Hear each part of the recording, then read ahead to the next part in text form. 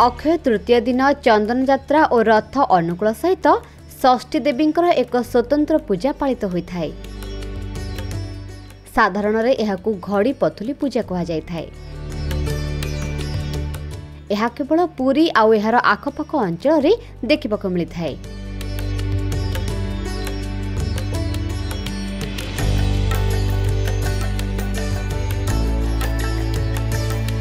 बड़ मानक पई यह एक पूजा होइथिबा बेले छोट छुआंक पई यह एक मौज आउ घड़ी पथुली सह उपहार पाइपार दिनटीए।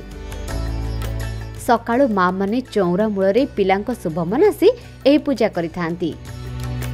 अक्षय तृतीयार बहु पूर्वरु माटीर एही घड़ी पथुली किनी सेथिरे चून देई सुखाई ता उपरे सुंदर चित्र अंकित होइथाए।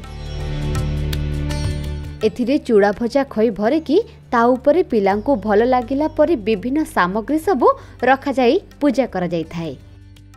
आगे मुआ खंड घोड़ा विभिन्न प्रकारर फल मिठे आदि रखुथिली, किंतु समय बदलिबा सह पिलांकर पसंद को दृष्टि रखी सेथिरे कलम, पेंसिल, खाता, बही, रंग, स्केच पेन, खेलना, चॉकलेट आदि रखा जाउछि।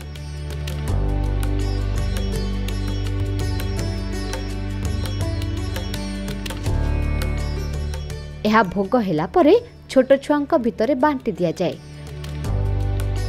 छोट छुआ माने बैग धरी घर घर बुली घड़ी पथुली मागिबको बाहरी पड़ती। राजा घरे बड़ बड़ घड़ी पथुली बसे, सेथिरे नड़िया सह बड़ बड़ लड्डू आउ टिके दामी जिनिस मिलथाए। जेउ पिला राजा घर को जाई संग्रह कला तार खुशी आउ न कहिले सरे। चलित वर्ष एही घड़ी पथुली पूजा पुरी रे अनुष्ठित हो जाइछि।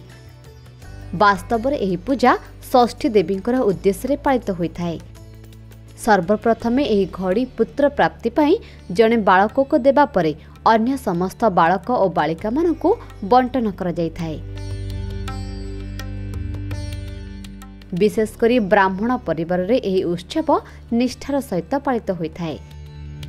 चाषी तथा खंडायत परिवार रे मध्य एही पूजा देखिबाको मिलिथाए। आम धर्म, संस्कृति और परंपरा विषय रे अधिक जानिबा पाई देखुथांतु भक्ति ओडिशा आध्यात्मिकतार अनुभव।